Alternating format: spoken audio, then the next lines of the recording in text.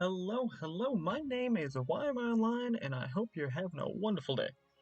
Today, I'm just going to be showing you the very basics of Slay the Spire.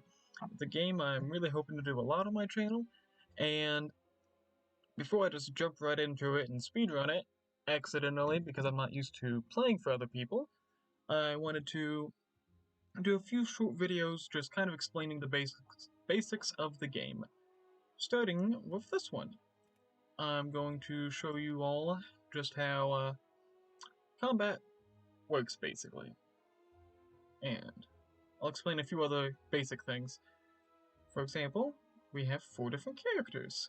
Each one plays a bit differently, and they all have a different selection of cards to choose from, but for today, we'll just be starting with the Ironclad. Now, Slay the Spire, it is a deck-building roguelike, and it's deck building, as in you start with your basic deck of strikes and defends, and then each character has 1 or 2 of their own unique cards that go with it. And it's a roguelike, as in each run is completely randomly generated. And as soon as you die, that's it. That is the end of your run. Now, combat is the most common thing you'll be doing in this game. As you can see, all these little gremlin, smiling goblin things. I'm not really sure what that is. Each of those spaces on the map is a enemy. It's a fight. So as you can see, you'll be doing a lot of that. And I just wanted to explain how it works. I am definitely underqualified to actually explain it, but I'll try my best. Oh, and I almost forgot. This would be Meow. She is our beautiful whale benefactor sponsor. Yeah, let's go sponsor. And she likes to offer you a little bit of help at the start of each of your runs. And if you get to the first boss like she says I need to, she'll give you a few extra options. But in this case, I'm just going to go with some extra health because health is always nice.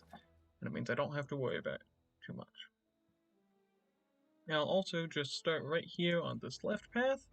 Normally you might want to go through and choose your path accordingly to what you're looking for, what you're trying to do. But in this video, I'm just want to do a few basic combats is all. So, combat is turn-based, and at the start of each turn, you get to draw 5 cards and you gain 3 energy. Each card has a cost associated with it in the top left-hand corner, and it's either an attack or a skill card. There are also power cards. Now, the strikes and defends you start with are very straightforward. Strike, you hit them, you deal damage. A defend, you defend yourself and you block incoming damage. You'll know when to do that because the game will always tell you what the enemy's intent is. This little, in this case, it's a little blue fire above them because he intends to buff himself. Now, if they're attacking you, they'll tell you, and they'll tell you just how much they're attacking you for. If they are doing anything else, which can range from buffing, debuffing, to defending themselves, a combination of any of those, and each of those then has its own thing in of itself. Its buff might be healing itself, or it might be giving it some extra damage, or a number of things. As you play the game, you'll learn what each monster you fight specifically does, though. So, you'll notice something if you look at our hand and our energy. We have 5 cards and 3 energy in them, so we definitely can't play everything. You also might like to know you don't keep any extra energy you have, and you don't keep any of the cards in your hand. You have to discard them at the end of your turn. So, as I know he's not going to attack me, I don't need to bother with defending myself. I can just hit him 3 times. So 1, 2, 3, and end my turn. I'll then draw the other half of my deck, because I only have 10 cards right now. I can now see that he is attacking me. 6 damage. Now, as the Ironclad, that's okay. Our starting relic, each character has their own starting relic. They all do their own things, and I'll explain them when we go over those characters. But the Ironclad's relic is Burning Blood, so at the end of combat I get the heal for 6 damage, just automatically. And that means he's dealing 6 damage, but if I don't get hit again in this combat, I won't need to worry about it. I'll just heal it back up. So, what I'll do, because I know that, is I will bash him. And bash is our card that we start with because we decided to play as the Ironclad. It is a attack card. It deals 8 damage and applies 2 vulnerable, and it costs 2 energy. Now, vulnerable means that whoever we're attacking who has vulnerable will be taking 50% more damage from our other attacks. So, I will bash him, and then strike him. When you see here it says 6 damage, but he's vulnerable, so it's actually 9 damage. And then I'll end my turn, and I take 6 damage. Like I said, I'll heal it up at the end of this fight anyways. And on this turn, I get to just kill him. I'll strike him, and then I'll do it again. At the end of every combat, you get a little bit of gold. You occasionally will get a potion. Hopefully we'll see one. And you get to add a card to your deck. Now, card selection is always a choice between 3 different cards, ranging from common, which is this gray border, to uncommon with the blue, to a rare card with a gold border. And for my first several videos, I will be reading out each card as we see them. After a while though, I'll just go over the names. So we have the option of True Grit, which is 1 cost, gain 7 block, and exhaust a card at random. Exhaust, well, when a card is exhausted, it is removed from your deck until the end of combat. You will not see it again in this fight. So, make sure if you're playing this and you pick True Grit, to make it your last card. Because if you play it first, it might burn out one of the other cards you plan on playing and you won't get the chance to play it. But that's not always a bad thing.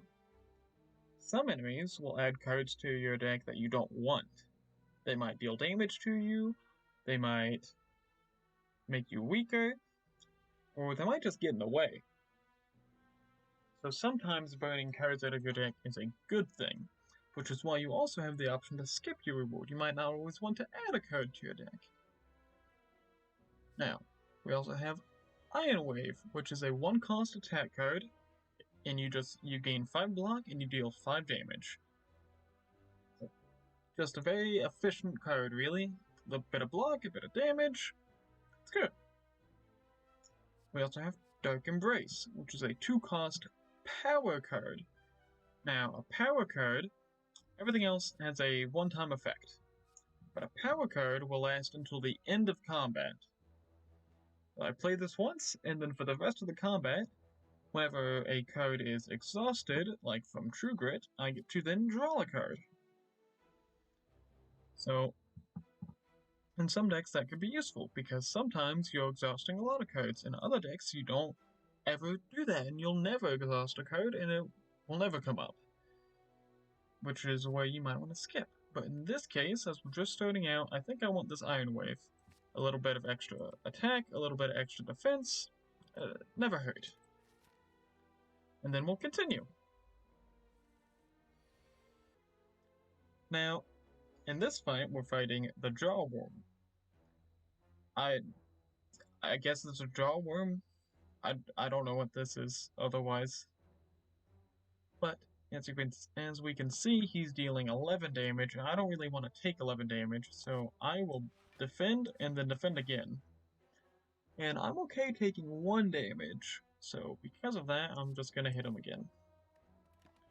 Oh, and by the way, I tend to ramble a lot, so I apologize if you came here to learn how to play the game and you just listen to me ramble and go off on random tangents. I will always do that. Anyways, back to the game. We can see he's going to attack for 7 damage and he's going to block. Now, we don't get to know how much he's blocking for, but that's okay. That's not a current problem. That is a future me problem. 7 damage, again, I don't really want to take that much, so I will defend myself and then hit him twice because that's all I can do otherwise. And now, end the turn. Okay, so he's doing 7 damage again and he's blocking himself again. Now, he blocked himself for 5 last turn, so I think he's going to do 5 again. And, again, he's trying his best, at least, to do damage to me. I don't really like it. But I have Iron Wave, so I'm just going to hit him with that, which also gets me enough block that I'm okay with, not blocking with a defend. And then I'll hit him a couple more times.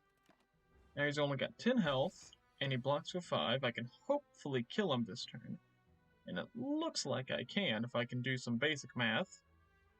So I'll just bash him, which does 8 damage and makes him vulnerable. So now my strikes are doing 9 damage and he is now dead. And that's the end of the fight. Again, we get a little bit of gold. We get a potion.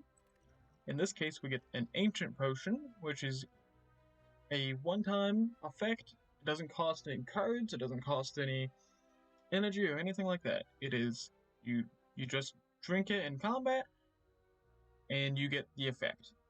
In this case, we get one artifact, which just negates the next debuff an enemy might do. So a debuff might be something like weaken us, or make it so we don't get as much block from our cards. And sometimes that can be really deadly. So if you know who you're fighting, which if you play this game as much as I do, which is far too much in case you're wondering, you'll know what the enemy plans on doing, and you'll know when to use this accordingly. We also have another card selection choice. We have the options of Dual Wield, which is a 1-cost skill, and I get to copy an attack or a power card and add the copy to my hand. And sometimes that can be really nice. That can be really useful sometimes. If I have a specific card I want to copy, great. Like maybe I want a bunch of Iron Waves in my deck.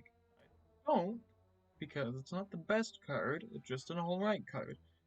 And I don't want to have too many just alright cards in the deck. Now keep in mind, this isn't a permanent copy.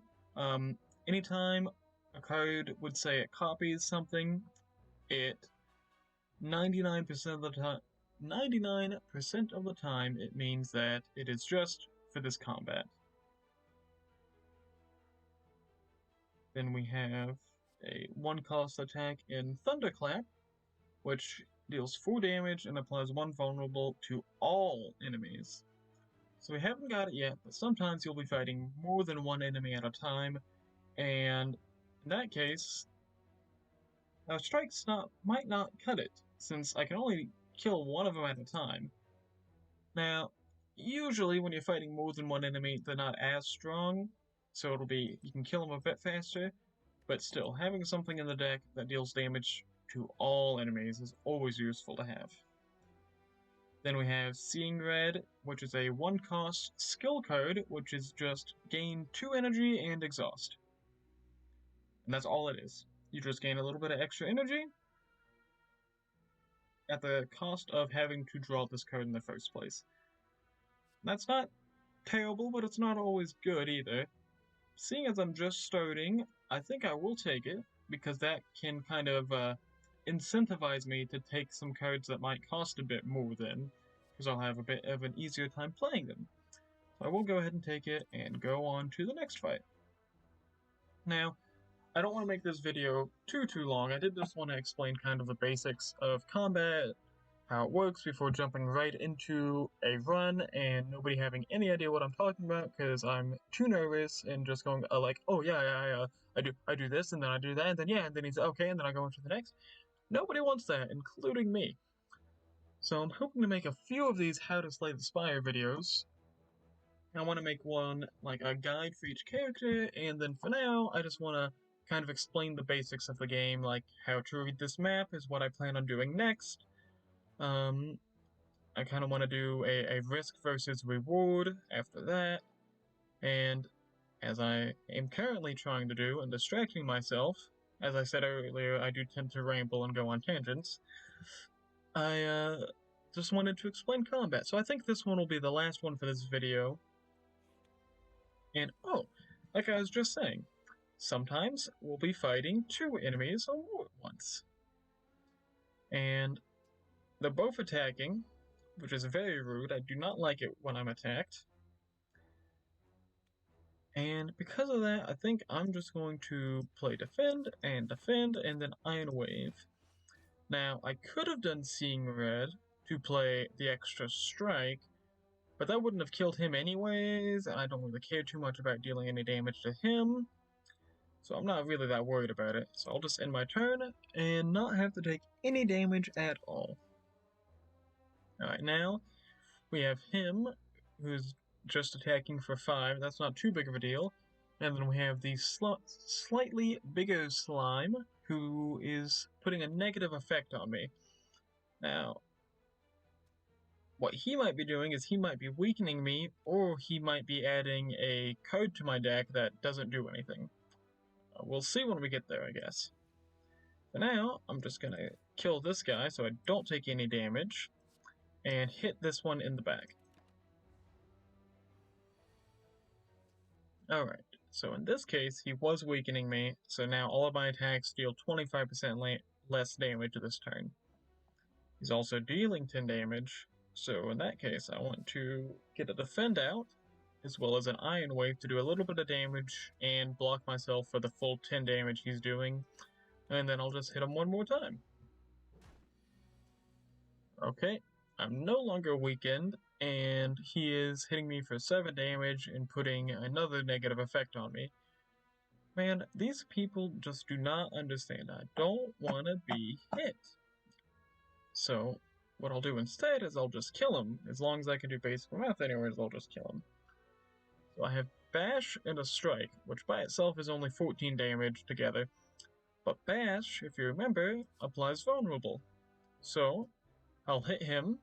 He now has 9 health, but he's vulnerable, so my strikes go from 6 damage to 9. And yeah, that's the game in combat. It's pretty simple, and it's pretty easy, especially right in the beginning, but by the time I get to the end of this act and fight the boss of it, even by then it might be a lot harder when I have a lot more cards in my deck and I have a lot more actual decisions to do. Since currently I don't really have anything too unique, it's all pretty much just, do I hit him or do I not get hit? That's not too much of a concern. And sorry, I kind of skipped right past it, but we did get a little bit more gold. We also got this explosive potion to deal 10 damage to all enemies. Again, just if I'm in a fight with a few different enemies, just throw this at them and forget. Fire and forget, pretty much. Doesn't cost me a thing. And we have yet another card selection choice. We have Body Slam, which is a 1-cost attack which deals damage equal to my block. So, if I was building a really defensive deck, I could gain a lot of block, and then deal all that block equals damage. So that would make me want to take things like True Grit to gain a high amount of block. A higher amount of block, at least. Now, we already saw that, so I won't be reading over that one again. But then we have Clothesline, which is a 2-cost attack, and it deals 12 damage, but it applies 2 weak to the enemies. So while this may not block us from damage, it still weakens them, so we still take less damage otherwise. Now, because of the cards we have here, this seems like a good time to mention all of your cards can be upgraded one time. Oh. Didn't mean to click on that, but that's alright, I was going to take it anyways. So I'll show you in here then. So,